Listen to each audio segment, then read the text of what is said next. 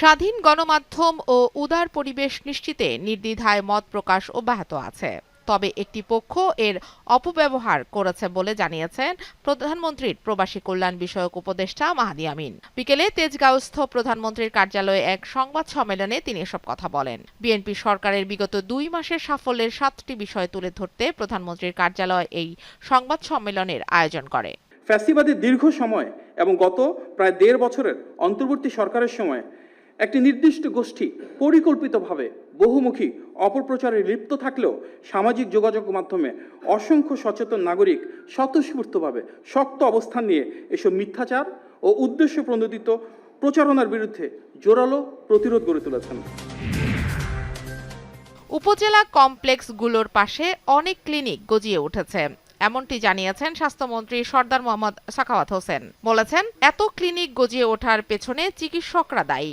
রাজধানীর ওসমানী স্মৃতি মিলনায়তনে ইউএইচএফপিও সম্মেলনে তিনি কথা বলেন। আপনারা যারা ডাক্তার, দয়া করে রোগীগুলিকে ওই লোকাল হসপিটালে পাঠিয়েন না। খেয়াল রাখবেন দালালরা যাতে রোগীগুলিকে কেড়ে নিয়ে ওই ক্লিনিকগুলি না পাঠাইতে পারে। ক্লিনিকে ওরা নিঃস্ব হয়ে যায়। আমার গ্রামের মানুষগুলি গরিব। লক্ষণ প্রকাশের 4 দিন আগে থেকে হাম ছড়াতে শুরু করে। জ্বর হলে চিকিৎসকের পরামর্শ নিতে হবে বলে জানিয়েছেন জনস্বাস্থ্য বিশেষজ্ঞ ডাক্তার মোস্তাক আহমেদ। আজ ঢাকা রিপোর্টার্স ইউনিটিতে doctors platform for people's health এর আয়োজনে হামে করণীয় নিয়ে এক সংবাদ সম্মেলনে তিনি কথা বলেন। এদিকে 24 ঘন্টায় হাম উপসর্গ নিয়ে আরো 4 জন শিশু মারা গেছে। একটি শিশুর মাধ্যমে পুরো কমিউনিটি আক্রান্ত হতে পারে। জটিলতা হতে পারে নিউমোনিয়া, ভিটামিন এর অভাবে অন্ধত্ব, রাতকানা রোগ কিন্তু বাংলাদেশে নেই। এখন দেখা যাবে যে এরপরে আমরা রাতকানা শিশুও পাচ্ছি। হাম হলে শিশুর শরীরে গড়ে ওঠা আগের যে প্রতিরোধ ক্ষমতা থাকে সেটাও কিন্তু কমে যায়, যাকে আমরা বলি যে ইমিউনিটি চুরি করা। আগামী 2 জুলাই থেকে উচ্চ মাধ্যমিক, এইচএসসি ও সমমানের পরীক্ষা শুরু হবে বলে জানিয়েছেন শিক্ষামন্ত্রী ডক্টর আনম এহসানুল হক মিলন। দুপুরে মন্ত্রণালয়ের মাধ্যমিক ও উচ্চশিক্ষা বিভাগের সভাকক্ষে অনুষ্ঠিত এক ভার্চুয়াল সভায় এ সিদ্ধান্ত হয়। এবার সাইলেন্ট এক্সপেল বা নীরব বহিষ্কার নেই বলেও জানিয়েছেন তিনি। বাংলাদেশকে উন্নয়নশীল দেশ হিসেবে পরাশক্তির দেশগুলো সাধারণত হেয় করে দেখতে চায়, কিন্তু বাংলাদেশের মানুষ গণতন্ত্রের জন্য যে সংগ্রাম করেছে এটি নিয়ে দেশবাসী গৌরব করতে পারে বলে মন্তব্য করেছেন স্পিকার মেজর অবসরপ্রাপ্ত হাফিজ উদ্দিন আহমদ। সকালে ভোলা সার্কিট হাউসে প্রশাসন ও রাজনীতিবিদ ও সুশীল সমাজের প্রতিনিধিদের সাথে মতবিনিময় সভায় তিনি কথা বলেন।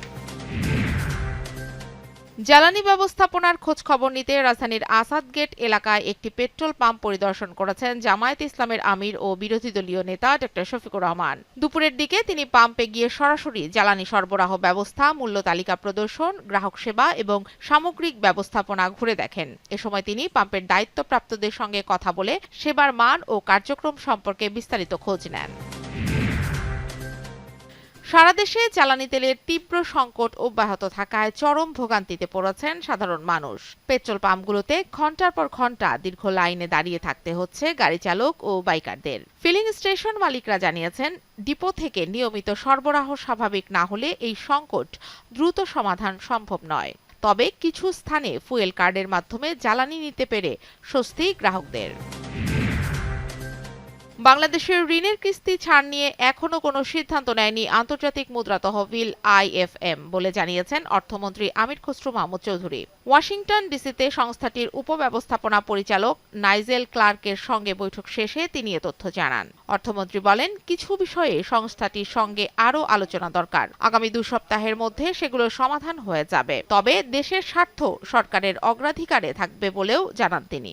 আইএমএফ এর সাথে যে আলোচনাটা সেটা অব্যাহত থাকবে, কারণ আমরা অনেকগুলো ইস্যু সলভ করেছি। কয়েকটা ইস্যু এখন আলোচনার মধ্যে আছে, সেটা আমরা আগামী 15-20 দিনের মধ্যে এই ইস্যুগুলো আলোচনার মাধ্যমে সমাধান করার চেষ্টা করছি।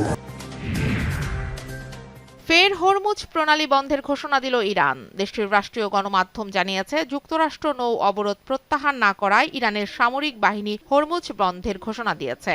তবে নিজেদের আকাশসীমা আংশিক খুলে দিয়েছে দেশটি। এর আগে মার্কিন প্রেসিডেন্ট ডোনাল্ড ট্রাম্প বলেন, আগামী বুধবারের মধ্যে যুক্তরাষ্ট্র ও ইরান কোনো চুক্তিতে পৌঁছাতে না পারলে যুদ্ধবিরতির মেয়াদ আর নাও বাড়তে পারে। একই সঙ্গে চুক্তি না হওয়া পর্যন্ত নৌ অবরোধ থাকবে বলেও জানান তিনি। অন্যদিকে যুক্তরাষ্ট্র ও ইরানের মধ্যে দ্বিতীয় দফা আলোচনা আগামী সোমবার পাকিস্তানের ইসলামাবাদে অনুষ্ঠিত হতে পারে বলে জানিয়েছেন মার্কিন সংবাদ মাধ্যম CNN।